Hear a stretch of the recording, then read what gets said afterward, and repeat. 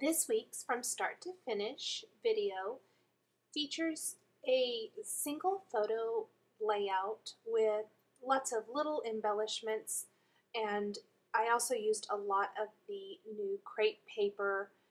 I think it's Emma's Shop collection. And I'm just laying out some of the paper choices here. I bought the collection pack, and so I'm just kind of laying everything out and seeing what I like. These are the colors or the sides of the paper that I thought might work with my photo, plus some of the border and label stickers. I also thought I might include the stamps again. I tried to a couple weeks ago and I didn't, and I ended up not using them today either, and I didn't use the cloud punches as well. I have a circle punch that I'm going to use, a butterfly punch. I also quickly showed the coordinating crepe paper buttons for the Emma's Shop that I'm going to be using on this page.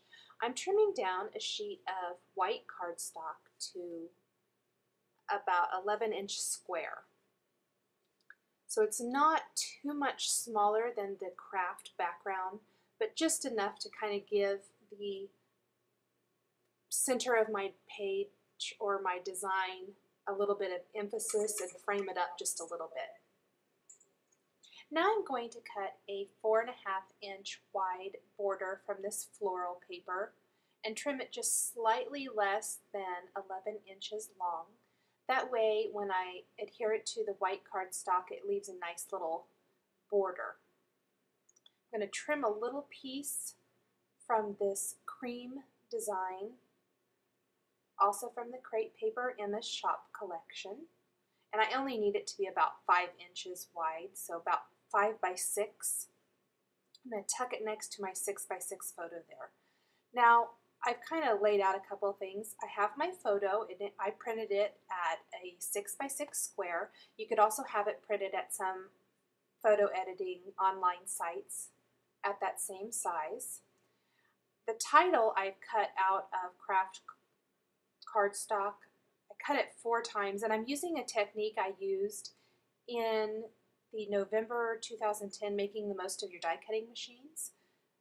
It's just where you adhere one title on top of the other to give a faux chipboard look, and I'll talk more about that later here in the video. Right now I'm just punching some circles from pieces of paper that coordinate from this collection, and I'm just going to create a little grid here down in the bottom right corner of the layout. These circles are going to serve as backgrounds for embellishment. So I'm just going to continue to punch a few of these out, plus I placed one up there next to the title to kind of balance out the embellishments I'm adding.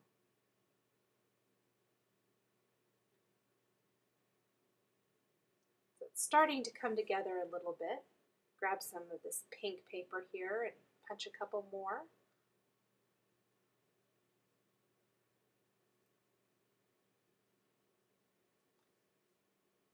And then I'm going to go ahead and start laying out some of my embellishments to see what looks good.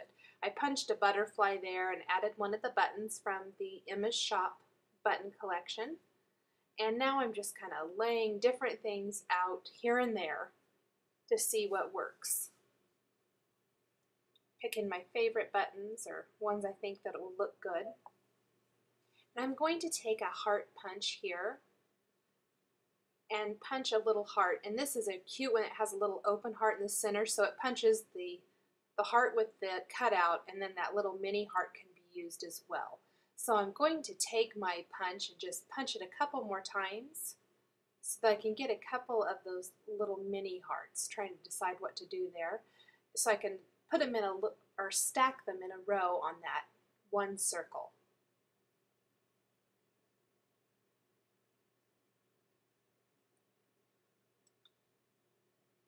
Like adding little teeny tiny punch shapes like this. It kind of, on their own, they don't have much of an impact, but when you combine them all together like this, it really kind of makes a really fun element for your page. Still messing around with the buttons and stuff, you can kind of see my process as I work here, trying to get the right mix of embellishment and things like that. I'm going to go ahead and punch another big butterfly using this Fiskars punch. And then I'm going to grab another punch, I think, here. Well, I'm going to check my label stickers and see if there's anything I want from here. No, not really. That kind of is too big, so I'm going to put that back. As I work, I grab things, I put them back. It's always a work in progress.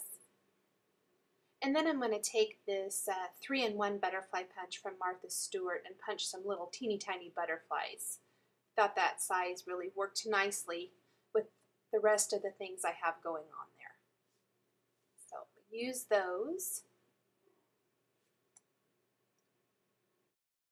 Next, I'm going to punch a couple of elements from the coordinating punch out die cut sheet. You can see there they have just tons of die cuts on this die cut sheet. Just going to pick a couple of small ones that will work with my design. I like that flower, so I'm going to use him. And then I'm going to just move him around, see how I like it the best. And I'm going to layer one of the buttons from the button pack right there in the center just to give it a little dimension. I'm going to grab another little shape. They have a cute little punched out 2 that I thought would be nice, and a nice floral. I'm going to use that floral first and then grab the 2. And the 2 I'm going to place in the center of the butterfly. Just kind of stands for the 2 of us. I thought that would be fun. And these are really old tags from Making Memories. I love combining old product with the newer. And these are some older Bo Bunny rub-ons as well. Both things I've had in my stash for quite some time, and I'm pulling them out and including them on this page. So I think that rub-on would look nice there at the top of my little grid, circle grid with embellishments. So I'm just going to lightly kind of work over the entire thing to get it sticking on, and then I'll just continue until I have that rub-on completely applied to my background. This one I really had to work out a little bit. And I just start pulling from one corner to make sure everything's laid down. And if it's not, I go ahead and go back over it before I pull it all of the way off. That way I don't ruin my rub-on design by accidentally pulling it up and messing up the rub-on. So there it is, and that looks great. Just adds a nice touch to the page. I'm ready to start adhering some of the pieces to my design now that I have so much of it prepped and ready to go. Go ahead and start adhering those circles to the page. I'm going to go ahead and just speed up the video just a tiny bit here since I'm just adhering these circles and some of the pieces to the design. Try to make sure that I have everything exactly the way I want it before I glue it down. I'm just stapling that butterfly right to my circle before I adhere it.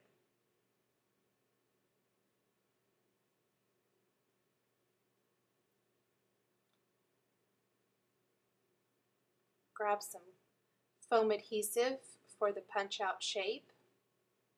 I'm not using foam adhesive on everything, just a few pieces here and there, just to give it a little bit of dimension.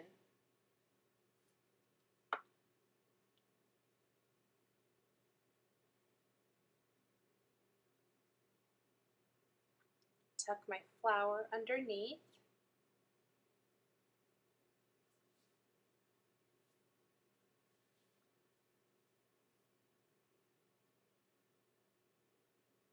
I like to staple things like the butterflies to the circles before I adhere the circles to the page. That way I can still add some pop dots or foam adhesive underneath the wings and the center of the butterfly is nice and secure. I also added a pop dot underneath that little punched out 2 before I adhered it to the center of my butterfly. And I adhered that right over the staple. So it kind of disguises the staple, but at the same time, like I said, it keeps the center of the butterfly's body flat to the paper, and that way you can pop up the wings with some pop dots or some dimensional adhesive. I'm going to grab a border sticker now and adhere that right where the bottom and the top part of the page meet. I've printed my journaling on some craft cardstock, and I just trimmed it into a strip and rounded the left side of the journaling. Get that exactly where I want it. Lined up perfectly. And then I'm going to just remove anything that's loose and trim that excess border sticker off.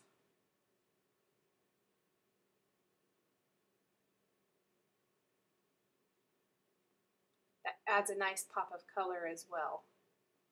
That turquoise border sticker. And I redid my butterfly, that's why I had to re-staple that on there. I didn't have it quite where I wanted it. Now I've just applied some spray adhesive to the back of each of these die cuts. And I'm just going to adhere the first one to the design, grab another one, and I'm going to place them one on top of the other. It really does add some nice dimension, and it gives a really lovely faux chipboard effect. I'm going to speed it up just a little bit too.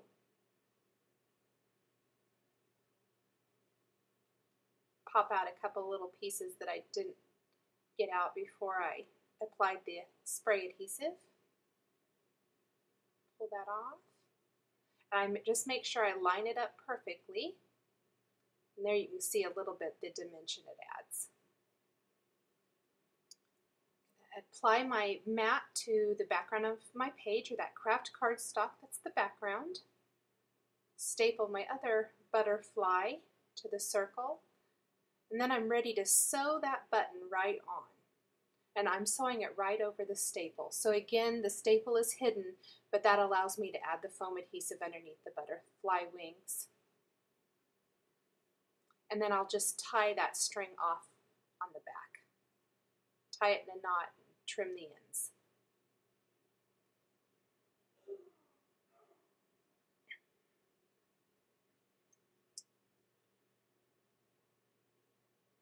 There's that foam adhesive.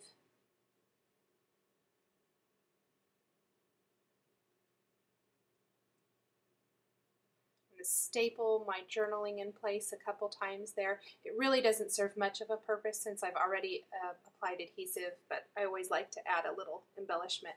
Okay, my daughter videotaped this for me.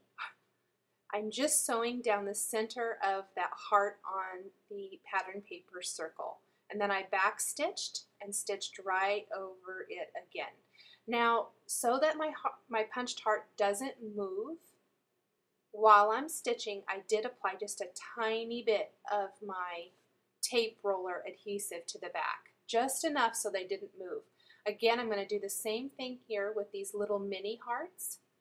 I'm going to line it up, put my needle in first, and then stitch down the center of all of these hearts.